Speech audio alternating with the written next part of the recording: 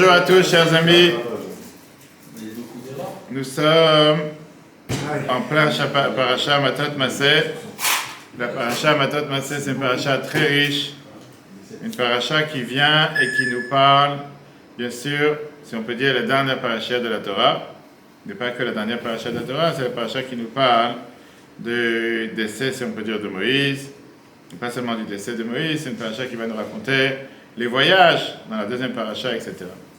Mais avant de nous parler des voyages, on va voir aujourd'hui comment notre attitude peut transformer, le bon regard transforme la décision. Comment notre attitude peut transformer les pires moments de notre vie en meilleurs moments de notre vie. Parce que dans la vie de tous les jours, on a deux types de personnes. Tu as des gens qu'on appelle des gens qui viennent et des gens qui partent. On ne parle pas maintenant de venir et partir en voyage. On parle de ceux, la question qu'on débat ce soir. Êtes-vous de ceux qui partent ou ceux qui arrivent? Selon vous, quelle est la meilleure façon de passer d'une mentalité de départ à une mentalité d'arrivée? De quoi on parle? On parle par rapport au fait que tu as parfois des gens, on va dire, qui sont toujours nostalgiques, qui se rappellent du passé. Ils se rappellent comment c'était le passé, comment ça c'était magnifique, et comment telle chose était magnifique, et comment ils se lamentent toujours qu'à l'époque on avait telle et telle chose, à l'époque on avait tel et tel bien, etc. Et de l'autre côté, tu as certaines personnes qui, à la place de se lamenter sur le passé, ils regardent le futur. Et ils se disent, comment on peut faire en sorte que le futur soit mieux? Comment on peut faire en sorte que le futur soit encore mieux que le passé? Et la question qu'on a ce soir, c'est justement, est-ce qu'il faut se focaliser sur le passé ou se focaliser sur l'avenir? Passons à tour de table. Fabrice, qu'est-ce qu'il dit? On se focalise sur le passé, on se focalise sur l'avenir. Est-ce que tu es de ceux qui préfèrent toujours regarder le passé, comment tout était bien, tout était rose, tout était beau? Ou bien tu préfères te focaliser sur le futur en te disant, le passé, comme on dit, on ne peut pas pleurer sur le lait qui est renversé, mais on préfère aujourd'hui se dire, qu'est-ce qu'on peut faire du futur? Comment faire en sorte que quelqu'un, parfois, il a une mauvaise expérience. Quelqu'un, parfois, il passe un moment difficile et il s'est dit, tu sais quoi, j'aurais tellement voulu être il y a 200 ans en arrière. Ou bien, quelqu'un s'est dit, regarde, le passé, il est ce qu'il est, je ne vais pas le changer. Comment maintenant je peux faire en sorte que ce passé va agir? Comment je peux apprendre de ce passé pour le changer, pour motiver, pour arriver vers le futur? Comment je peux prendre des leçons peut-être du passé, apprendre du passé, regarder du passé, etc. Alors, je suis projeté dans l'avenir. Projeté dans l'avenir. Ouais. Ce qu'on va voir aujourd'hui. On ne peut pas rester dans le passé. Oui, mais tu as des gens qui n'arrivent pas à se détacher du passé. Tu as des gens qui sont toujours en train de se lamenter sur le passé.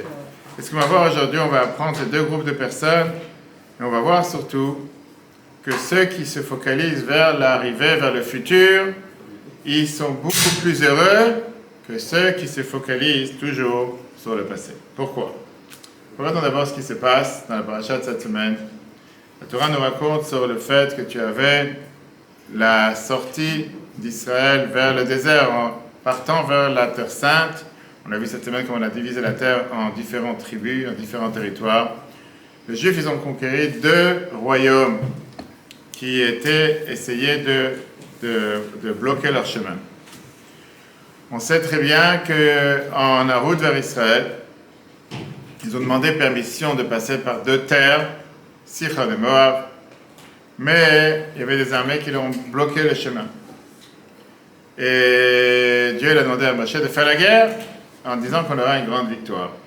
Après la guerre, quand les Juifs sont passés par ces terres pour arriver en Israël, deux tribus descendant de Gad et Reuven, ils ont réalisé que ces terres, c'était des terres fertiles. Et ils se sont dit, tiens, c'est intéressant, des terres fertiles, on aurait besoin pour notre pâturage, pour nos bétails, etc. Ils ont demandé à Moshe la permission de s'asseoir dans ces terres, de s'installer dans ces terres. Le texte numéro 1, M. Mordechai. Le pays que Dieu a frappé devant l'Assemblée d'Israël est un pays favorable au bétail. Et tes serviteurs possèdent du bétail. Ils dirent, si nous avons trouvé grâce à tes yeux, que ce pays soit donné à tes serviteurs en héritage, ne nous fais pas traverser le Jourdain. Ça veut dire que Moshe était un peu étonné de cette question. Tout le monde était tellement excité de pouvoir rentrer en Israël. Alors comment ça se fait que ces deux tribus, ils voulaient s'installer en dehors d'Israël? Moshe était d'accord à une condition. Et Moshe leur a dit que d'abord ils devaient rentrer en Israël pour aider leurs frères pour la conquérir. S'ils veulent revenir après dans ces terres, une fois qu'on a conquis la terre d'Israël, Moshe est d'accord. Et donc ils ont été d'accord avec cette proposition de traverser le Jourdain, la rivière du Jourdain, pour se battre, pour aider le peuple juif à gagner. Seulement après, ils sont repartis pour s'installer de l'autre côté du Jourdain, dans leur terre. Ces gens-là, ces deux tribus, Gad et Reuven, est-ce que c'était des partants ou des arrivants? Est-ce qu'ils allaient regarder la vie avec la plus grande victoire en disant tiens, bon, on va finir la guerre, on va finir la conquête, et maintenant on va aller s'installer où on veut vraiment, en dehors d'Israël, pour pouvoir avoir le meilleur pâturage sur terre? Ou bien, est-ce que ils étaient des gens qui fuyaient la réalité et qui ne voulaient pas aller, qui ne voulaient pas s'installer en Israël? Parce qu'il faut se rappeler, pourquoi le but de s'installer en Israël? Quelle était la raison pourquoi les explorateurs, il y a quelques semaines, n'ont pas voulu s'installer en Israël? Parce qu'ils ne voulaient pas commencer à travailler dur. Ils se sont dit, en étant dans le désert, tout va bien. On a le pain qui tombe du ciel, on a l'eau qui tombe de la pluie de Myriam, on ne se prend pas la tête. Alors que là, en rentrant en Israël, on va commencer à travailler la terre, on doit commencer à travailler dur. Donc, est-ce que ces gens-là, ils cherchaient à se libérer de cette tâche? Ils cherchaient à être libres? Ou bien, en réalité, ils cherchaient, non, à découvrir de nouveaux horizons? À votre avis, ces hommes étaient-ils des arrivants ou des partants? Se dirigeaient-ils vers le plus grand idéal de leur vie ou le fuyaient-ils? Pourquoi pensez-vous cela? Et c'est ce qu'on va voir que nos sages nous expliquent, qu'en réalité, ils s'enfuient de cet idéal, de cette idée que Dieu leur avait placée. Parce qu'Israël, c'était l'endroit, le but pourquoi on est sorti d'Égypte au départ, même malgré qu'on a traîné 40 ans dans le désert. Et eux, ils préféraient avoir des buts matérialistes, qui étaient de pouvoir avoir le pâturage pour leurs troupeaux. Et c'était plus intéressant que de s'installer en Israël, c'est pas ce qu'ils cherchaient. Regardons justement le texte numéro 2a. Vas-y, monsieur JC. Nous constatons que les descendants de Gad et de Reuven étaient riches et possédaient un bétail abondant. Ils aimaient leur richesse et s'installèrent au dehors de la terre d'Israël. C'est pourquoi ils furent exilés avant les autres tribus, comme il était écrit. Il exila les tribus de Reuven, de Gad et la moitié de Manassé.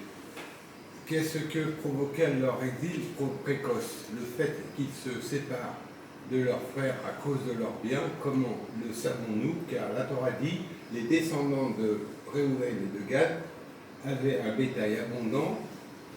Magnifique. Qui veut dire, il y a ici quelque chose qui vient. C'est le contraire.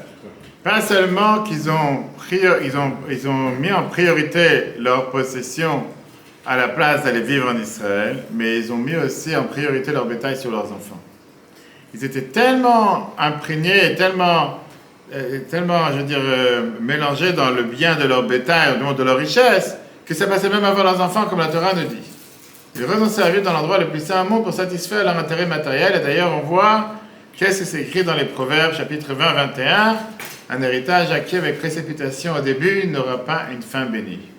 Ça, c'est ce qu'ils cherchaient. En 2 mois, ils se sont dit, tiens, là, on a du pâturage. Ils ne sont pas intéressés si c'est bien pour leurs enfants de vivre là-bas, s'il y a des maisons, s'il y a de quoi vivre, etc. Et à quoi fait allusion ce verset des Proverbes? Ils plaçaient leurs besoins matériels avant la Terre Sainte et même avant leurs propres enfants. Regarde, Fabrice, lis ces textes, comment Rachid nous explique. Un héritage acquis avec précipitation au début parce que l'on se hâte de le prendre en premier. Les descendants de Gad et de Reuven en sont un bon exemple. Ils se hâtèrent de prendre leur part de l'autre côté du Jourdain et parlèrent avec précipitation. C'est ce qu'indique le verset. Nous construirons ici des enclos pour notre bétail et des nids pour nos enfants. Une seconde, on voit ici que la Torah est précise. On voit qu'est-ce qu'ils ont dit d'abord. La première des choses qui s'intéressaient, des enclos pour notre bétail. Après, des maisons, des villes pour nos enfants. Mais la première des choses à quoi on est intéressé, c'est d'abord pour notre bétail. Nous, la suite. En mentionnant leur bétail avant leurs enfants, ils donnèrent la priorité à ceux qui auraient dû rester secondaires. Et ça, c'était leur problème. Puisqu'ils étaient tellement embourbés, tellement mélangés dans tout ce qui est le bien-être matériel, ils ont oublié que le but n'était pas pour ça qu'on est sorti d'Égypte. On n'est pas sorti d'Égypte pour avoir du bétail et avoir le pâturage qui sont ici en dehors de... On est sorti d'Égypte pour pouvoir vivre en Israël, ça c'était le but. À tel point que même leurs enfants étaient secondaires. Le plus important, c'était que le bétail ait ce qu'il faut. C'est comme si j'allais te dire aujourd'hui qu'il y a des gens qui considèrent les animaux qu'il faut les défendre à tout prix, même plus que les êtres humains. Ok. Là, on va voir une contradiction, parce que ces deux tribus, ils ont demandé de s'installer en dehors d'Israël. Mais on va voir ici qu'il y a une troisième tribu, dont la moitié de cette tribu, Moshe lui a demandé, sans qu'elle demande rien, de elle aussi aller s'installer en dehors d'Israël. De elle aussi s'installer de l'autre côté du Jourdain. Moshe envoyait la moitié de la tribu de Ménaché s'installer dans les terres situées en dehors d'Israël, comme on voit dans le texte numéro 3. Avance. Moshe donna aux descendants de Gad, aux descendants de Reuven et à la moitié de la tribu de Ménaché, fils de Yosef, le royaume de Sichon, roi des Amoréens, et le royaume d'Og, roi du Bashan, le pays avec ses villes et leurs territoires environnants. Il y a quelque chose qui dérange chez Ménaché, il n'a jamais rien demandé. Il ne voulait pas habiter en dehors d'Israël. Moshe les a placés là-bas, si tu veux, de manière unilatérale. Ils n'ont rien demandé.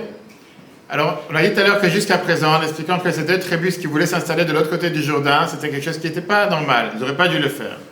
C'était le fait de vouloir s'enfuir de l'idéal. Pourquoi, au départ, Moshe il avait voulu, pourquoi il devait arriver d'Israël pour travailler la terre, etc. Alors pourquoi Moshe, tout d'un coup, ce qui est mauvais pour les deux premiers, Moshe prend un troisième tribu, il dit, toi, va le faire, alors qu'ils n'ont rien demandé, ils ne sont pas intéressés. On est bien obligé de dire, et nos sages nous expliquent, que la présence de la tribu de Ménaché en dehors d'Israël, il y avait ici quelque chose de positif. Et c'est pour ça que Moshe leur a demandé de le faire. Pendant l'inauguration du Mishkan, chaque tribu et chaque chef de tribu, il a offert des sacrifices. On a vu ça encore la semaine dernière dans la paracha Pintras. Chacun, il a amené des sacrifices qui venaient refléter la force et la grandeur de cette tribu. Et le Midrash nous dit que Ménaché a amené 2 sacrifices de paix pour nous montrer comme quoi cette tribu elle était divisée en deux.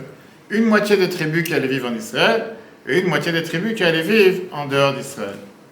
Et ça, je présente la présence de Ménaché en dehors d'Israël comme une chose positive.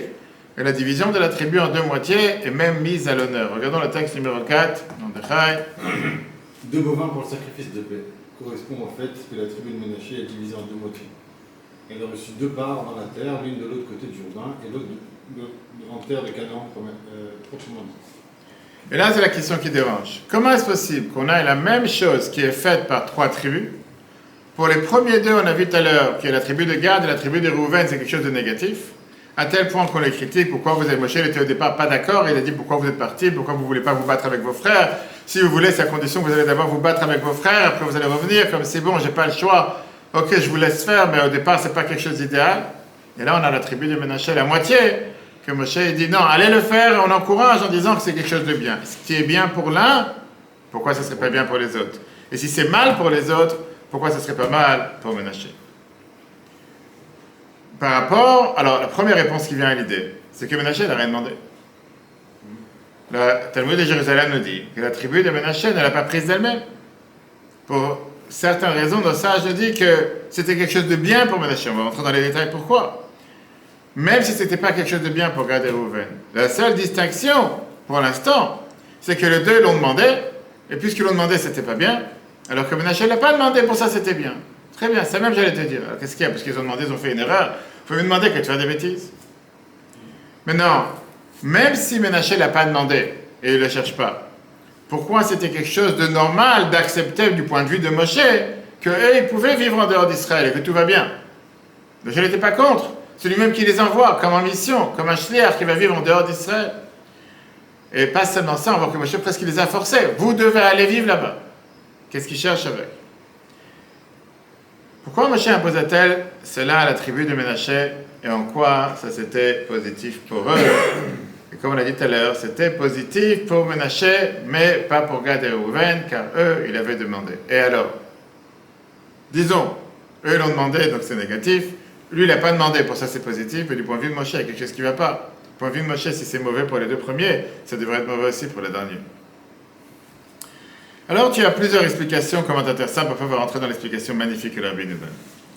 Le Shach sur la Torah, commentateur de la Torah, il vient et te dit au nom du Harizal que Ménaché, il aimait Israël. La tribu de Ménaché, ils aimaient Israël. Et donc, par ça qu'ils ont divisé la moitié de la tribu en Israël et l'autre moitié dans la Transjordanie, qui était à travers le Jourdain, ils sont assurés que maintenant il y aura des voyages et des convois qui vont de l'extérieur vers l'intérieur.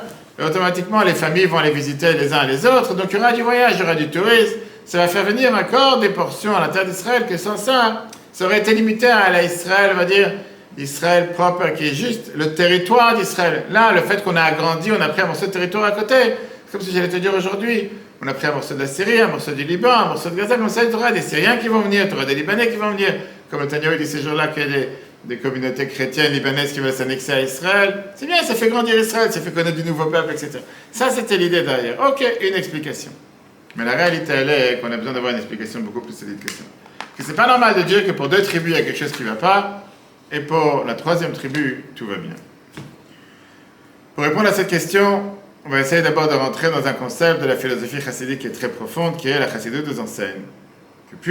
Depuis que Dieu l'a transmis le judaïsme, et il nous l'a transmis à travers Moshe, chaque chose fondamentale du judaïsme doit passer par Moshe. Il n'y a pas une chose qui ne passe pas par le Moshe de la génération. Chaque chose que le peuple juif doit recevoir, on va voir ce soir, 3 choses doivent passer par Moshe. Les nouveautés de la Torah et l'enseignement de la Torah, ça passe par Moshe. La venue de Mashiach passe par Moshe. Et le cadeau de la terre d'Israël passe par Moshe. On va rentrer dans les détails. Donc, comme on dit ça dans l'écoute Sichot cette semaine, c'est volume 28, page 213. Tout ce qui est fondamental dans le judaïsme fut transmis par Moshe à l'époque, et bien sûr, chaque génération, le Moshe de la génération. Moshe n'était pas seulement le premier leader du peuple juif, c'est celui qui nous a transmis tout ce qui est essentiel du judaïsme, transmis la Torah. Il y avait beaucoup de prophètes après que Moshe nous a quittés. Mais eux, ils étaient seulement différents aspects du judaïsme. Ils n'ont pas transmis la Torah au peuple juif. C'était des prophètes, ils ont transmis la parole de Dieu, etc. Moshe, il a transmis tout. C'est-à-dire que même les événements qui se sont passés après Moshe, ils étaient plantés les graines depuis la période que Moshe il a eue, depuis la période du vivant de Moshe. Et ça inclut beaucoup de choses. Mais aujourd'hui, on va voir les 3 exemples. On va voir l'exemple numéro 1. Toutes les nouvelles innovations qu'il y a dans la Torah jusqu'à nos jours, qui n'ont jamais été dévoilées il y a des décennies, des siècles, ont tous une référence à Moshe, à la halakha que nous enseignait au Mont Sinaï. Deuxièmement, la venue de Mashiach et le cadeau de la terre d'Israël. Chacune d'entre eux, même si ça se passe après le décès de Moshe, c'est Moshe qui a eu une main dans tout ça. On va élaborer, on va voir comment. Commençons d'abord avec la Torah. Quand Dieu il a transmis la Torah à Moshe au Mont Sinaï, il lui a donné à Moshe les choses que c'était facile à comprendre et les choses qu'on ne comprend pas. Maintenant, les choses qu'on ne comprend pas, ça ne veut pas forcément dire parce que nous, on ne les comprend pas, que Moshe ne les a pas compris. On a vu il y a 2 semaines avec la paracha de Chukat, qui était la vache rousse, que c'était des lois qui n'ont pas forcément d'explication, que la Torah te dit, Dieu il a donné la Torah à Moshe en termes de code et à nous de déchiffrer. Et ça a été déchiffré à travers toutes les générations. Il y a des choses qui sont encore déchiffrées aujourd'hui, mais qu'on retrace jusqu'à la base, qui est la Torah que l'on a reçue de Moshe à Sinaï. Moshe il a déchiffré la majorité du code. Avec quoi? La Torah orale. La Torah orale qui est venue expliquer la Torah écrite, mais pas entièrement. Parce que ça prendrait des siècles pour pouvoir déchiffrer tout ce qu'on a reçu de la Torah au départ. Et l'effort, elle continue jusqu'à nos jours. Il y a des choses qui sont dévoilées aujourd'hui, qu'on n'a pas pu dévoiler il y a 500 ans, avec la nouvelle technologie qu'on a aujourd'hui, mais qu'on retrace à la Torah qu'on a reçue de Moshe à Sinaï. Et donc au final, le codage a été donné à Moshe. Le déchiffrage, c'est dans nos mains, ça dépend de chacun d'entre nous. Donc au final, on est tous liés à ce qu'on a reçu de Moshe à Sinaï. Ça veut dire que n'importe quelle chose, que n'importe quelle personne peut aujourd'hui apprendre, dévoiler, enseigner dans la Torah, tout ça est lié directement, pas indirectement, à ce que Moshe nous a enseigné. Dieu donna le judaïsme par l'intermédiaire de Moshe. Il en fit donc le transmetteur unique. Exemple par exemple ce qui a été initié par Moshe. Toute innovation future dans la Torah. La venue de Mashiach et le don de la Terre Sainte. Tout cela s'est produit ou se produira après le décès de Moshe. Pourtant, il a une part dans chacun de ces éléments. Regardons comment le Midrash dans Vayikra nous dit ça, monsieur J.C. La Torah écrite, la Mishnah, les lois, le Talmud, les enseignements additionnels et les enseignements agadiques, y compris tout ce qu'un élève expérimenté dira un jour devant son maître, tout fut transmis à Moshe au Mont Sinaï. C'est ce que dit le verset, il est une chose dont on dira, vois, ceci est nouveau, mais son compagnon répondra, cela existait déjà. On a pu raconter plusieurs fois cette histoire avec Rabbi Yehuda qui raconte que quand Moshe est monté dans le ciel, il a vu que Dieu était attaché des couronnes à différentes lettres. Il a vu les couronnes qu'on a aujourd'hui sur les lettres dans le Sefer Torah, etc. Et il a dit à Dieu, qu'est-ce qui se passe? Pourquoi? Qu'est-ce que tu es en train de faire? Il a dit, il y a une personne qui va arriver dans des générations. Il s'appelle Akiva ben Yosef. Yosef qui est un converti, le fils de converti, Akiva le fils de Yosef. que lui va nous enseigner des règles et des lois de chacune de ces couronnes qui a sur chacune des lettres. Moshe Rabbeinu, il a demandé à Dieu, montre-moi c'est qui cette personne qui va être là 1500 ans plus tard. Et il lui a dit, retourne en arrière, il était assis 8 rangées à l'arrière de Rabbi Akiva, il ne savait pas quoi dire, il a commencé à devenir faible. Moshe, il était désemparé, il était totalement perdu, il s'est dit quoi? En 1500 ans, vous commencez à apprendre des règles et des lois de toutes ces couronnes, alors que moi je ne suis pas capable de savoir aujourd'hui, jusqu'à ce qu'il a demandé à ses élèves d'où Rabbi Akiva sort une telle chose. Et il a répondu à la Chala Moshe Messinaï. On a appris ça de Moshe Messinaï. Et là, il s'est calmé. On a vu, c'est tout un cours dessus. Quoi, Moshe, il était tellement bas, à un niveau tellement de gaminerie dans la maternité qu'il ne faut pas supporter que quelqu'un ait dit des choses que lui, il ne sait pas. Ça veut dire quoi? Que tout ce que la Torah va nous enseigner, c'est des choses qui ont été dites de Moshe Messinaï. Donc une fois que la Torah elle a été donnée, tout a été inclus à l'intérieur. Quand quelqu'un aujourd'hui vient dévoiler un nouveau code qu'il y a dans la Torah, quelque chose d'innovant, il vient révéler quelque chose qui a déjà été transmis par Moshe. C'est comme si on allait dire aujourd'hui dans la science, etc., que tout peut se relier à ce qui était au départ. Dieu a enseigné toute la Torah à Moshe au Sinaï. Une partie fut comprise et une partie resta cachée. Jusqu'à aujourd'hui, toute innovation dans la Torah découle de ce qui fut transmis par Moshe. Donc ça, c'est la première chose. Maintenant, on a dit tout à l'heure que le rôle numéro 1 de Moshe, c'était quoi? La première rencontre qu'il a eue avec Dieu quand il l'a rencontré dans le buisson ardent. C'était quoi? Pour aller libérer les peuples juifs d'Égypte. Maintenant, il y a eu beaucoup d'autres exils et beaucoup d'autres rédemptions après le décès de Moshe. Ça va arriver jusqu'à la venue de Mashiach, qu'on attend y compris pour elle tous les jours. Néanmoins, on nous dit que tout ça doit venir par Moshe. C'est pas pour rien. Comme c'est écrit dans le Torah du Admor Azaken, il fut notre premier libérateur et il sera notre libérateur final. Ça, c'était Moshe Rabbeinu. Mais ça ne veut pas dire que Moshe va devenir Mashiach. C'est pas ça que la Torah est en train de dire. Mais la Torah est en train de dire que Moshe il a planté les graines pour toutes les futures rédemptions, toutes les futures délivrances qu'ils vont avoir, et qui inclut la rédemption finale, la délivrance finale avec la venue de Mashiach. Ça explique pourquoi la Torah nous parle, quand elle nous parle de la sortie d'Égypte, elle dit comme les jours dans lesquels on est sorti d'Égypte, qui met cette rame vers Mitzrayim, alors qu'on est sorti seulement un seul jour, pas des jours. Parce qu'on te dit que tout le temps que Mashiach n'est pas encore venu, on est encore en train de sortir d'Égypte. Parce qu'on est sorti de l'Égypte géographique, mais de l'Égypte, de l'exil, etc., on n'est pas encore sorti. Premier rôle de Moshe comme dirigeant fut de libérer les Juifs d'Égypte. Toutes les délivrances futures, y compris la délivrance finale, proviendront des graines qu'il a plantées. Regardez cette magnifique lettre dans laquelle on va voir justement pourquoi c'est la du Rabbi précédent qui est présente, que, vas-y Fabrice. Tous les jours depuis la sortie d'Égypte jusqu'à la délivrance future qui viendra rapidement de nos jours, Amen, constitue un seul long processus appelé les jours de ta sortie du pays d'Égypte. C'est Moshe celui qui a introduit ce processus de rédemption. Mais donc c'est sûr que ça ne s'est pas été enraciné pendant la vivance de Moshe, comme une évidence, la preuve s'il y a eu des autres exils. Ce n'est pas le seul moment. Mais tous les autres rédemptions et toutes les délivrances qu'il y a eu sont tous liés à ce que Moshe a initié au départ. Et c'est pour ça que cette rédemption, c'est quelque chose qui est une base centrale du judaïsme. Sans la Torah, on n'a pas le judaïsme. Et sans la rédemption, sans la délivrance, le judaïsme manque le but pour lequel il a été créé. On sait très bien qu'aujourd'hui, on ne fait pas la majorité des mitzvot parce qu'on est en exil. On n'a pas la possibilité de les faire. Et donc ça explique que chaque chose fondamentale du judaïsme a été transmise par Moshe. Ça peut parfois prendre du temps. Mais au final, Moshe est celui qui a inspiré, qui a donné l'inspiration, qui a donné l'innovation, qui a été le début pour arriver à la finalité de la rédemption, pour pouvoir faire le judaïsme comme il faut. C'est pour ça qu'on te dit Yemei Tzetra Meret Mitzrayim. Les jours de ta sortie d'Égypte. Moshe commença le processus de délivrance. Bien qu'il ne fût pas achevé à son époque, la délivrance future prendra racine en lui. C'est pourquoi la Torah parle de la sortie d'Égypte au pluriel. Regardons donc maintenant le troisième point. Ça nous amène au troisième point qu'on a dit tout à l'heure, qui est la Terre Sainte. Dieu nous a donné la Terre Sainte comme aspect fondamental du judaïsme. On sait très bien qu'il y a certaines mitzvot qu'au temps du Temple, vous pouvez les faire seulement en Israël, pas en dehors d'Israël. Laurence, à ton tour. La terre d'Israël est précieuse car Dieu l'a choisie. Nous voyons que lorsque Dieu créa le monde, il répartit les terres entre les princes des nations et choisit Israël pour lui-même. Comment le savons-nous? Moshe dit, lorsque le Très-Haut donna aux nations leur part, et Dieu choisit le peuple juif pour lui-même, comme il est dit, car le peuple de Dieu est sa part. Jacob est le lot de son héritage. Ainsi Dieu dit que le peuple juif qui est ma part hérite de la terre que j'ai choisie comme ma part.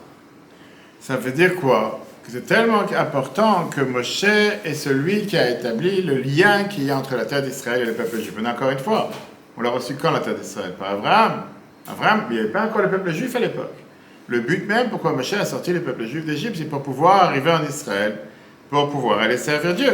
Alors oui, c'est vrai qu'au final, on n'est pas arrivé en Israël du vivant de Moshe. Moshe est décédé avant, et c'est qui nous a fait rentrer en Israël? C'était Yoshua. Mais Moshe, c'est lui qui a consacré cette terre pour le peuple juif. Comment il a fait?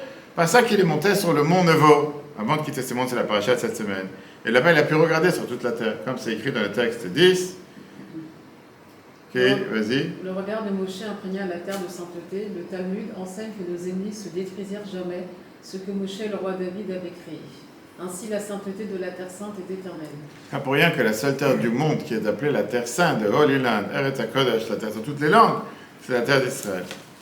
Maintenant, ça va nous expliquer un point qui est tellement en directe relation avec la question qu'on a demandé tout à l'heure. Puisque la Torah nous dit que quand Mashiach va venir, les frontières d'Israël vont s'expandre. Ce qu'on est en train de voir de nos jours, avec toutes ces guerres qui se passent. Quand Dieu il a promis la terre d'Israël au départ, Abraham, en plus de tout ce qui est le reste de la terre, il a réservé 2 portions de la terre pour les descendants des neveux d'Abraham, Lot, et une portion pour les descendants de Esav. Très bien. Quand Mashiach va venir, ces 3 portions qui ont été réservées aux neveux d'Abraham, Lot et Esav, vont être incorporées dans la terre d'Israël. Ces 3 portions vont venir une partie de la terre d'Israël. Moshe devait être celui qui est l'instigateur, l'innovateur de pouvoir les incorporer, même si ce n'est pas encore à l'époque, pour ce qui va se passer plus tard. Mais non, il ne pouvait pas les incorporer à l'époque, parce que c'est encore trop tôt, on venait à peine de rentrer en Israël. Donc il devait d'abord établir cette idée qu'Israël va élargir ses frontières par rapport aux frontières initiales qu'elle avait. Et ça explique pourquoi Moshe a donné une partie de cette terre en dehors d'Israël à la tribu de Ménaché. Donc, comme la Bible explique ça dans les Sirach 28. La désignation de la terre sainte pour le peuple juif, élément lui aussi fondamental du judaïsme, passa par le regard que Moshe porta sur la terre depuis le mont Nebo avant son départ de ce monde. Moshe donna cette terre à Ménaché afin de planter la graine de l'expansion future d'Israël et d'éteindre sa sainteté. Maintenant, cet endroit, qui était de l'autre côté de la rivière du Jourdain, était proche de la terre d'Israël, qui est une partie que Dieu a désignée depuis le départ, que le peuple juif va recevoir dans le futur pour expandre la terre d'Israël. En s'installant là-bas, à cette époque-là, Moshe a établi ce concept, et il a déjà planté des graines pour la future expansion quand Mashiach va venir. Pour l'instant, Mashiach n'était pas encore là, comme on l'expliquait plus tôt. Que puisque la terre d'Israël qui appartient au peuple juif, c'est une idée fondamentale du judaïsme, cette partie d'expansion de la terre d'Israël devait être aussi une idée fondamentale qui était liée par qui? Par celui qui nous a donné le judaïsme, qui est Moshe, par celui qui a fait rentrer le peuple juif en Israël, qui est Moshe, et par celui qui a mené la rédemption, qui est Moshe. Donc c'est pour ça que Moshe devait prendre l'initiative d'envoyer Ménaché, va t'installer là-bas. Je connais la question que tout le monde demande, pourquoi on n'a pas répondu, pourquoi les 2 premiers c'était pas bien, on va y arriver. Alors d'abord on comprend pourquoi Moshe a décidé d'envoyer cette tribu alors qu'ils n'ont rien demandé. Il leur dit va t'installer là-bas. Qu'est-ce qui se passe avec la demande des 2 premières tribus qu'ils ont voulu s'installer là-bas? Moshe était contre.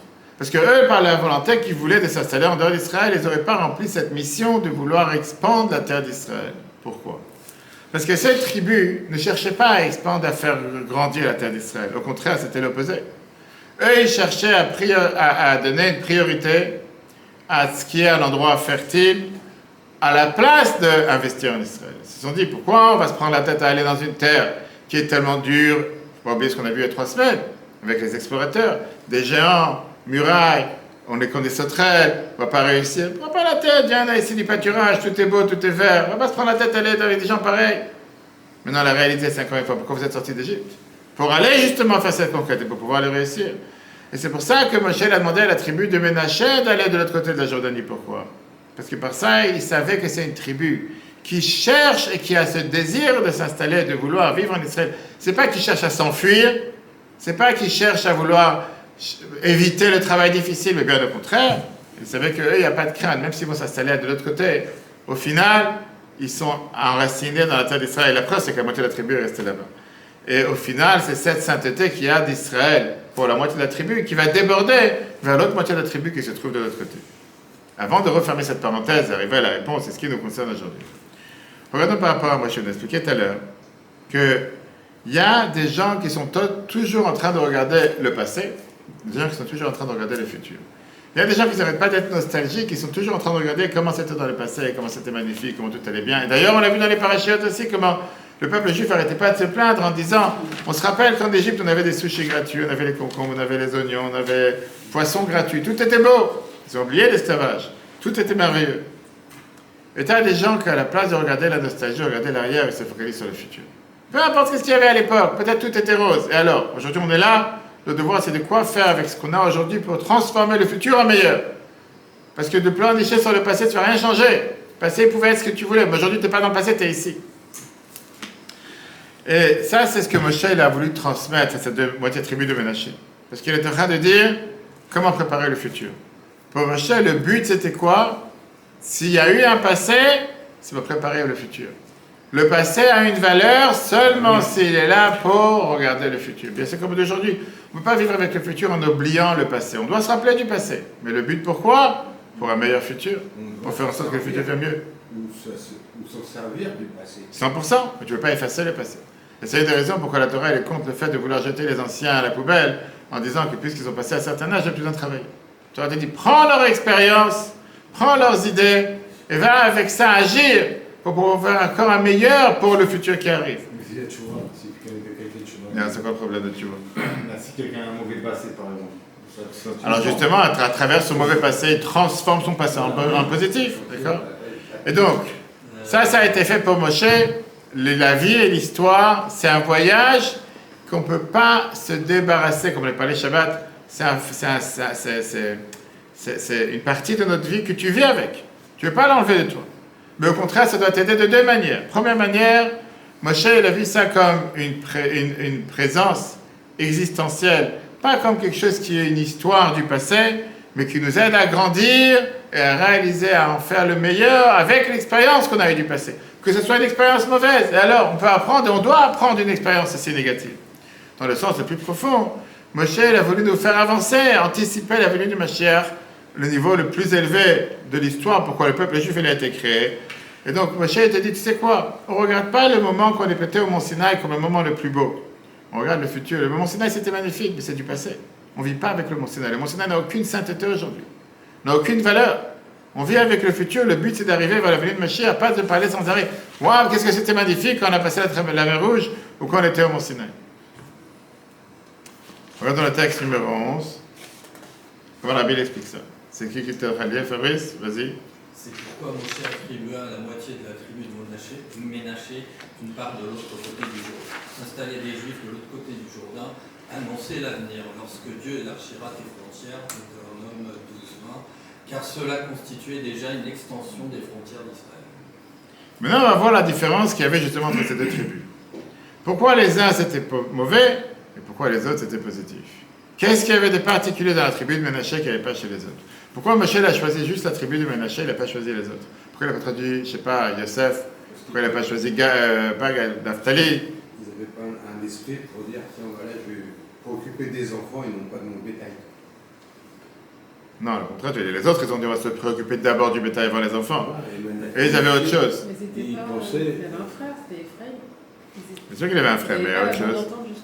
Non, c'est pas ça. On a vu ça à la paracha de cette semaine, c'est Shabbat, on en a parlé. Les filles de Tzofrad, qui voulaient absolument avoir un héritage dans la terre d'Israël, ils viennent de quelle tribu? Tribu de Ménaché. Ils viennent, c'est une des raisons, on va tout de suite arriver. C'était une tribu qui, par leur héritage et par leur manière de faire, c'était des gens qui cherchaient sans arrêt à vouloir être ancrés dans la terre d'Israël, ils ne cherchaient pas à s'enfuir. Gad et Réhouven, les deux premières tribus, cherchaient à remplacer la terre sainte d'Israël par des terres fertiles ailleurs. Ils se sont dit, on ne va pas se prendre la tête avec un travail difficile, viens, on va travailler dans le côté du Jourdain. Ménaché, il a voulu faire sortir une tribu enracinée en Israël, permis à la sainteté d'Israël de se diffuser au-delà de ses frontières. Et là, c'est toute la différence. Il voulait importer cette sainteté d'Israël de l'extérieur. Les autres, ils cherchaient à fuir la difficulté pour se dire, je préfère aller dans un endroit où je suis tranquille. Moshe était dans une dynamique d'arrivée, non de départ. Moshe ne vivait pas tourné vers le passé. Moshe, il vivait préparer l'avenir et ce qui allait venir. Et ça, c'est de quoi Moshe vivait. Donc Moshe n'a pas choisi n'importe quelle tribu. Et il n'a pas demandé à n'importe quelle tribu d'aller s'installer en dehors d'Israël. Il a choisi cette tribu Ménaché qui était connue pour son amour pour Israël. Les filles de Tzofrad qui ont insisté de vouloir avoir une part d'héritage dans la terre d'Israël. Ils faisaient partie de la tribu de Ménaché. Donc une fois qu'ils ont eu ce droit, toute la tribu a commencé à avoir peur. Pourquoi ils ont commencé à avoir place? C'est quoi la raison pourquoi on n'avait pas le droit de se marier entre tribus? Et c'est une des choses justement qui s'est arrêtée le 15 av, qu'on verra plus tard. Parce que si quelqu'un il se marie, une fille se marie d'une tribu avec quelqu'un d'autre d'une autre tribu, la partie du terrain dans laquelle appartenait maintenant à cette fille ou à cette personne devait être totalement pris pour cette tribu, pas de l'autre tribu. Donc ils se sont dit, si maintenant on a donné une part d'héritage aux filles de Tzlofra, qui font partie de la tribu de Ménaché, qu'est-ce qui va se passer? Ils vont se marier avec des filles de la tribu de, je sais pas, de Dan, ou de la tribu de Gad, ou de la tribu de Yehuda. Et donc leur part d'héritage qu'ils viennent de recevoir chez nous, ils vont leur donner à ces autres tribus. Avec quoi on va rester? On va commencer à perdre des morceaux d'héritage. Ils ont eu peur. Tout ça pourquoi? Parce que leur père n'a pas eu d'héritage, qu'est-ce qu'on en a à faire? C'est réciproque. Une seconde, c'est pour ça que Dieu il avait fait ce décret que les femmes d'une génération qui ont hérité une portion d'Israël devaient se marier dans leur tribu.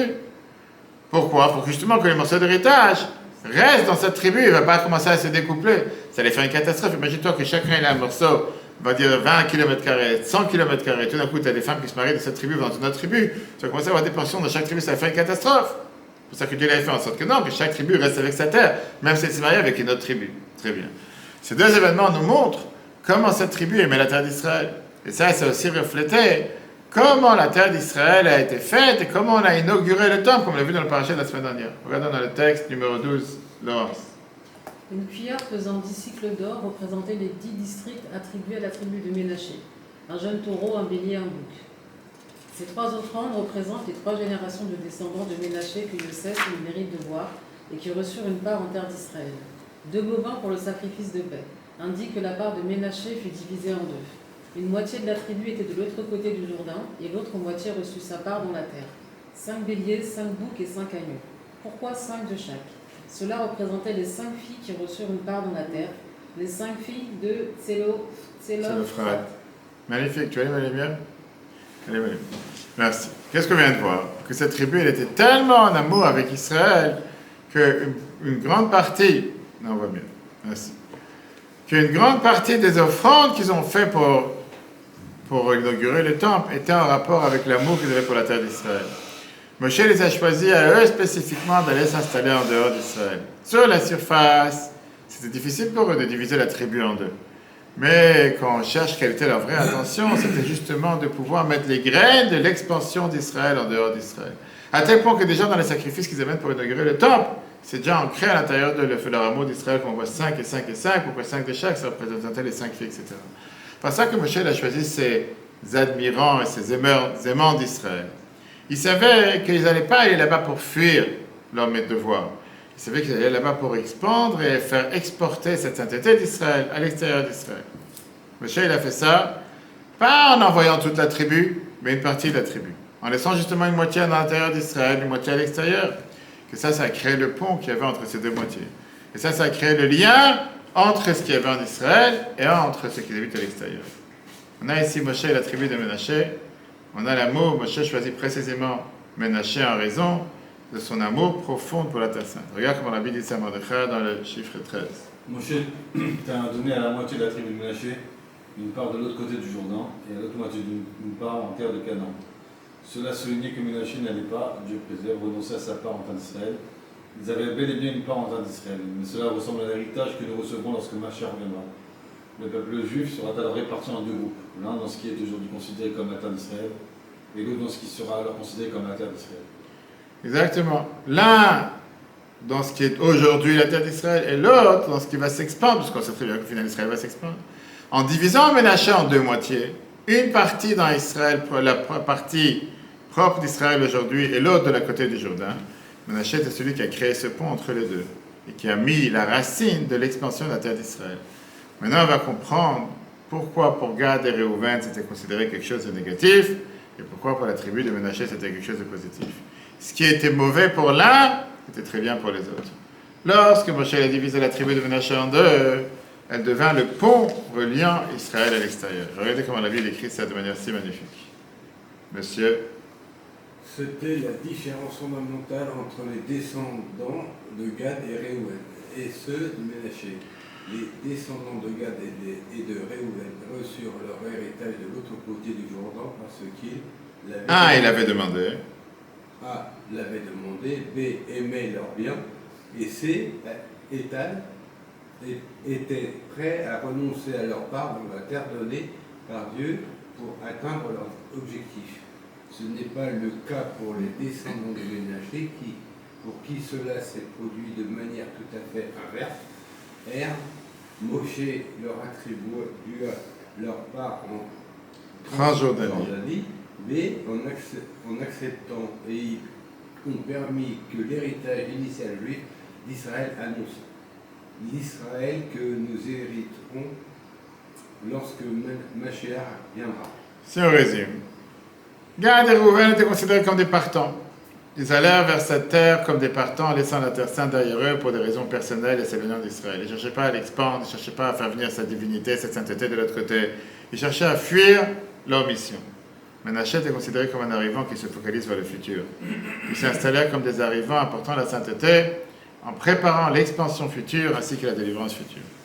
En d'autres mots, quand on divise les deux, on comprend pourquoi les deux premiers c'était considéré quelque chose de mal, alors que pour Ménaché c'était considéré quelque chose de bien. Moshe ne s'est pas installé, la tribu de Ménaché ne s'est pas installée de l'autre côté du Jourdain comme des gens qui fuient, comme des gens qui sont dans la nostalgie, mais comme des gens qui regardent le futur. Ils sont venus en disant on va expandre, on va agrandir, on va faire venir encore plus de sainteté dans un endroit qui n'est pas encore considéré la terre d'Israël. Et parce qu'il s'est préparé à la venue du Mashiach, il s'est préparé avec cette vision des choses qui a fait en sorte que leur relocation, le fait de se délocaliser était quelque chose de positif. Alors que pour les premiers, c'était quelque chose de négatif. Quel enseignement dans la vie de chacun d'entre nous? Et là, c'est tellement riche. La Bible dit comme ça. Dans la vie de chacun d'entre nous, on a exactement le deux mêmes types de personnes. Tu as des partants et tu as des arrivants. Tu as des gens qui sont toujours en train de se lamenter sur le passé. Quelle catastrophe! Qu'est-ce qui ne va pas? Tout va mal. Ah, à l'époque, je me rappelle, hier c'était mieux, ça n'a jamais été comme ça, on n'a jamais entendu parler. Et ils sont toujours, c'est de pire en pire, et je peux t'en passer des choses, c'est sans fin. C'est pour eux, il n'y a pas de futur à venir. Il n'y a pas de bien qui arrive. Tout ce qui peut arriver, c'est mal. Pour eux, la seule chose de bien, c'est quelque chose que tu n'as pas connu. Tu te rappelles, il y a 50 ans, quand tu n'étais pas là, moi je te raconte, moi je te dis à l'époque, alors qu'ils n'avaient rien à manger, ils n'avaient rien à boire, ils vivaient, ils n'avaient pas de robinet à la maison. Laisse tomber, tout était mieux. Pourquoi? Je ne sais pas. Les gens étaient contents avec peu, il n'y avait pas de retraite, tout était bien. Aujourd'hui, tout est mal. Quoi qu'il arrive, ils vont te dire, même s'ils ont un travail, même s'ils ont... Tout est mal. Et quand tu regardes, spirituellement parlant, c'est la même chose. Tu as des gens qui parfois peuvent dire, ils vont arriver à habiter dans une ville où il n'y a pas de manger cachère, où il n'y a pas de mikvé, où ils vont arriver dans un endroit et ils vont prendre une maison qui est loin par rapport à où il y a un office Shabbat, par rapport au Bet Rabat, c'est 1 heure à pied. Et donc tout peut paraître difficile. Et donc parfois ils se disent, tu sais quoi, à l'époque les choses étaient beaucoup plus faciles, aujourd'hui les choses sont difficiles, malheureusement, je ne peux pas être un bon juif comme j'étais à l'époque. À l'époque j'avais des facilités, aujourd'hui il n'y a pas de facilité, aujourd'hui tout est difficile, je dois faire avec. Qu'est-ce que tu veux que je fasse aujourd'hui? Marcher avec un kippa dans la rue, tu comprends le regard des gens. Parce qu'il y a 50 ans, c'est différent. Non, mais il y a 50 ans, il n'y avait personne dans la rue. Il n'y avait que des pigeons, il n'y avait que des ânes et que des veaux. Aujourd'hui, tu as des êtres humains qui ont l'air de pigeons et d'ânes et des veaux. Je ne peux pas. Chaque chose en se focalisant sur les partants, en se focalisant sur le passé. Maintenant, ça, c'est la tribu de Gad et Rouven. Le problème, c'est quoi?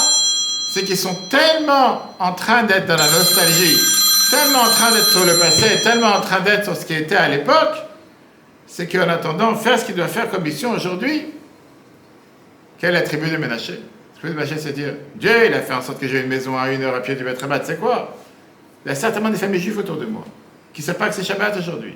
Je vais en profiter pour aller taper à leur porte et les inviter chez moi Shabbat. Je suis arrivé dans un endroit où il n'y a pas un magasin kasher. C'est ce que je vais faire. Je vais aller voir le centre commercial. Je vais lui dire, ça serait bien que tu fasses venir des produits kasher. Parce qu'il y a certainement des gens ici qui habitent dans la région et que grâce à ça, vous allez faire venir des produits kasher. Ils vont acheter, vous allez pouvoir augmenter vos chiffres d'affaires, vos différentes ventes. Maintenant, je suis arrivé dans un endroit où il n'y a pas de mikvé, peut-être penser qu'est-ce qu'on peut faire pour faire en sorte qu'il y ait un mikvé qui soit sur place. Et ça, c'est toute la notion et la vision de ce que le rabbi nous a enseigné. De prendre un shliach qui va dans un endroit où il n'y a rien, pas dans un endroit où il y a quelque chose. Un endroit où il n'y a absolument rien, c'est-à-dire comment transformer cet endroit pour que ce soit un endroit qui s'appelle aussi la terre d'Israël. Qui soit un endroit où on fait venir cette sainteté, on fait venir cette nostalgie de l'époque, on fait venir cette facilité de l'époque et la rendre facile dans cet endroit que jusqu'à présent n'était pas facile. Mais ça, c'était ce qu'ils ont fait justement à la tribu de Ménaché. Faire expandre cette sainteté d'Israël en dehors d'Israël. Pas se dire, oui, quand j'ai tout en bas de chez moi, quand j'étais dans mon petit village, en Tunisie, en Algérie, au Maroc, en Russie, en Pologne, moi, je pouvais être un bon juif. Mais aujourd'hui, comment je vais faire une chose pareille? Aujourd'hui, il n'y a pas toutes ces facilités. Je suis plus dans un petit village, je suis dans une grande ville. Il y a des gens autour. Je ne peux pas manger cachère, je ne peux pas faire Shabbat. J'ai un patron, j'ai un travail. Viens, la Torah te dit, ne sois pas des gens qui sont comme des partants. Sois comme ceux qui sont des arrivants. Dis-toi que si Dieu t'a placé dans une situation, appelez-nous le titre du cours ce soir, si Dieu t'a placé dans une situation, c'est le regard qui change tout. Comment tu regardes la situation, c'est comme ça que tu peux réussir. Et si tu regardes avec un œil positif, les choses deviennent positives. Si tu regardes ça avec facilité, les choses deviennent faciles. Si tu regardes tout avec difficulté, tout devient difficile. Tout est un monstre, tout c'est quelque chose qu'on ne peut pas supporter. Regarde comment la vie précédente, il dit ça de manière si merveilleuse dans cette lettre. Lettre numéro 15. Le Rabbi Rachab, Rabbi Shalom Dovber Sherson, 5e Rabbi de Lubavitch, C'est le père de la vie précédente. Vas-y. dit un jour à quelqu'un en Yéchidout, depuis que Dieu dit à Abraham Avinu, va pour toi, quitte ton pays, et qu'il est écrit, Abraham continua de voyager vers le sud, le secret du raffinement du monde commençait. Par décret de la providence divine, chacun est conduit vers l'endroit où l'attend sa mission personnelle. Les tzadikim qui possèdent une vision spirituelle voient où les attend leur mission et s'y rendent volontairement.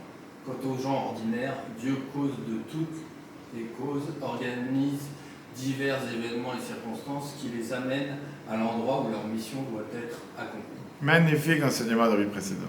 Des fois, tu penses que tu es arrivé dans une ville, dans un endroit, je dis les gens ordinaires, on ne connaît pas forcément notre mission. Dieu fait en sorte que tu es arrivé, tu as habité à Ponto-Combo, tu as habité dans telle ville, tu as habité dans tel endroit. Il y a une raison derrière. Dieu il organise divers événements et circonstances qui les amènent à l'endroit où leur mission doit être accomplie. Tu ne pourras pas fuir ta mission. Tu pourras déménager 200 fois. Tu pourras l'habiter dans 20 endroits, dans 20 pays différents. Dieu t'a prévu depuis le départ, on dit ça tout le matin de la prière, à Mechim, Mitzadeh, Gav, que Dieu guide les pas de l'homme. Tu peux faire 10 massés, c'est comme Waze. Tu peux des fois avoir 20 fois pas faire ce que Waze te dit, à chaque fois il te retourne la route et il t'envoie toujours, non, il faut revenir, il n'a toujours pas compris, tu veux prendre un autre chemin. Chaque fois il te renvoie d'ailleurs. Sauf qu'avec Waze, c'est pas le bon Dieu. Ouais, il ne faut pas l'écouter. Il y a des fois, il ne faut pas l'écouter. Parce qu'il y a des fois que tu connais le chemin mieux que lui. Des fois, il s'entête à t'emmener dans une direction, tu sais que le chemin c'est pas ça, tu sais que le chemin c'est beaucoup mieux. Tu finis par aller ailleurs, à la fin il a compris comment ça se met d'accord avec toi. Le bon Dieu c'est pas ça. Le bon Dieu il marche pas comme Waze. Le bon Dieu t'a placé dans un endroit, le bon Dieu il sait très bien que si tu es dans telle mission, tel endroit, alors lui au lieu de te dire de te lamenter sur le fait qu'avant c'était peut-être plus facile, ailleurs aurait été beaucoup plus facile, il n'y aurait pas eu autant de difficultés. Si tu es dans tel endroit, sois pas un partant, sois un arrivant. Viens expande cette sainteté qui est de l'autre côté, viens prendre cette facilité qu'il y avait ailleurs et fais-la installer dans cet endroit-là. Et ça, c'est la même chose dans la vie de chacun d'entre nous, que ce soit dans des événements sociaux, que ce soit dans la vie profane de chacun d'entre nous. On peut faire entrer de la sainteté dans n'importe quel endroit. La lumière, la chaleur du judaïsme, dans le travail, dans les interactions qu'on a avec la société. On a le choix de faire partie des expériences du passé ou bien de ceux qui vont faire expériencer le futur. Chaque rencontre avec un être humain sur terre peut être pour parler de Dieu, pour parler de la Torah, pour parler de la sainteté sur terre, pour faire en sorte que ce monde devienne un monde meilleur, faire en sorte que le monde ce soit un monde qu'on reconnaît chacun d'entre nous, juifs ou non juifs, qu'il y a un Dieu qui dirige cette planète, et qu'il y a un Dieu qui veut le bien de tous, et que c'est notre devoir d'éclairer ce monde et d'illuminer ce monde de la meilleure manière possible. Après, tu as ceux qui vont avoir toujours la nostalgie. Oui, mais tu sais, à l'époque, c'était beaucoup plus facile. Mais avec ça, ils ne vont jamais avancer nulle part. Et c'est pour ça que mon chéri était contre. Et donc, on a demandé la question au départ, est-ce qu'on fait partie des partants, on fait partie des arrivants? On vient d'apprendre que tout dépend de l'attitude de chacun d'entre nous. Rouven et Gad nous apprennent le danger de faire partie de ceux qui sont partants. Pourquoi? Parce qu'ils cherchent à avoir un confort matériel, un attachement matériel, mais en oubliant quelle est la raison, quelle est la mission sur Terre. Dieu n'est pas contre d'avoir un confort matériel, mais quel est le but? Menachem va nous montrer quel est le potentiel qu'on a quand on se focalise vers le but, pourquoi Dieu nous a créés sur Terre. Il y a une mission sur Terre. Même si apparemment il a fait le même choix que Gad et Rouven, mais le but était totalement différent. Et quand on transforme ce choix en sainteté, en expansion de la sainteté, à ce moment-là, on n'est pas considéré comme des partants, mais comme des arrivants, et on fait transformer le monde en un monde meilleur, préparant pour le venir de Mashiach. Alors quand quelqu'un il pense que parfois sa vie elle est finie, et qu'il n'y a plus rien à cirer, comme on dit, et que déjà quand il a 50 ans, il s'est dit, ça y est, tu n'as plus rien à faire sur Terre, tu n'as pas de futur, tout est catastrophique, il fait partie des partants. Il faut qu'il rejoigne Gad et Reuven. Mais quand tu te dis que si Dieu m'a fait en sorte que je suis arrivé sur terre aujourd'hui, ça veut dire que j'ai une mission, pas seulement que j'ai une mission, mais Dieu m'a choisi pour pouvoir éclairer ce monde et agir dans ce monde. Alors même s'il y avait l'âge d'or qui était passé il y a 20 ans, 30 ans, 50 ans, 100 ans, 200 ans au passé, ça ne change pas que si Dieu m'a placé dans cette génération, à ce moment, à cet endroit, à cet lieu, il y a une raison pourquoi Dieu a décidé que je sois maintenant ici. Et si je suis ici, j'ai certainement une mission à remplir, 1000 fois mieux que les précédentes générations. Ce n'est pas pour rien que la Torah nous dit que oui, on est la génération la plus méritante, pas parce qu'on a que du mérite, parce qu'on est comme un nain sur le dos d'un géant. Oui, on a un nain, mais sur le dos d'un géant. On a tous les antécédents avant nous. Mais aujourd'hui, c'est nous qu'on finit, et c'est nous qu'on va finir le travail. Et ça dépend de chacun d'entre nous. Et donc, on doit toujours se demander la question, face à n'importe quelle situation, est-ce que je décide d'être un partant ou d'être un arrivant? Regardez comment la vie dit ça, le changement de regard. On peut transformer même des choix imparfaits en croissance, en sainteté, en devenant des arrivants.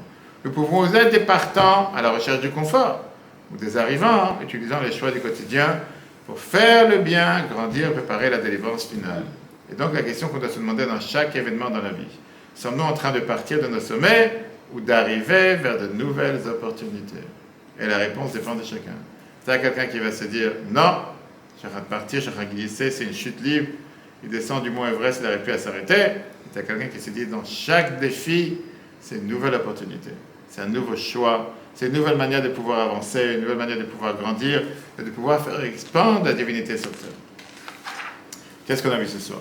Dans la vie, il y a des partants et des arrivants. Les partants ont le sentiment de s'éloigner de leurs meilleurs jours et de leurs idéaux. Qu'est-ce que c'était beau à l'époque? Les plus belles années seraient derrière eux. Aujourd'hui, ça y est, ils ont un certain âge, ils ne peuvent plus bouger, ils ne peuvent plus marcher, ils ne peuvent plus respirer, ils ne peuvent plus avancer, ils ne peuvent plus rien faire. Ils sont fichus, comme on dit. Ils sont faits pour être enterrés vivants. Les arrivants, eux, sentent que leurs meilleurs jours sont encore devant eux. Au contraire, maintenant j'ai plus de temps, j'ai plus de choses, plus de temps libre, je peux agir encore plus, je peux faire plus de mitzvot. Tous les éléments fondamentaux du judaïsme doivent nous faire venir devant Moshe. Les tribus de Rouven et Gad demandaient à Moshe l'autorisation de s'installer dans les terres fertiles situées en dehors d'Israël, afin d'y trouver de beaux pâturages pour leur bétail. Cela fit d'être des partants, car ils quittaient la terre sainte pour des intérêts matériels. Moshe ordonna à la moitié de la tribu de Ménaché de s'installer en dehors d'Israël, afin de préparer l'idée de l'expansion future d'Israël à l'époque messianique. Cela fit d'eux des arrivants, car ils avançaient vers une époque où la sainteté d'Israël s'étendait au-delà d'Israël. Lorsque nous faisons les choses pour des raisons divines, nous sommes des arrivants. Nous avançons vers la sainteté et vers Dieu. Lorsque nous agissons pour satisfaire nos envies, nous sommes des partants. Nous laissons nos plus grands idéaux derrière nous. Nous pouvons nous transformer de partants en arrivants, en changeant notre regard et changer notre attitude. Magnifique cours de parachat cette semaine. Si Dieu veut, la semaine prochaine en Devarim, on verra comment reconstruire après la casse, puisqu'on parle bien sûr de 3 semaines et les premiers jours des 9 jours. Que Dieu fasse que ça se transforme en jour de joie, en jour d'allégresse. Du coup, on rappelle sur le Torah.fr. Très bonne journée à tous. Si Dieu veut, à la semaine prochaine.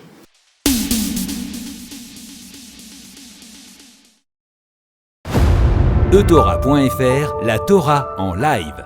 Ce cours est proposé par eTorah.fr. Pour nous aider à continuer à diffuser les cours de Torah, vous pouvez faire même une petite contribution sur notre site www.etorah.fr dans l'onglet « Faire un don ». Retrouvez-nous aussi sur les réseaux sociaux.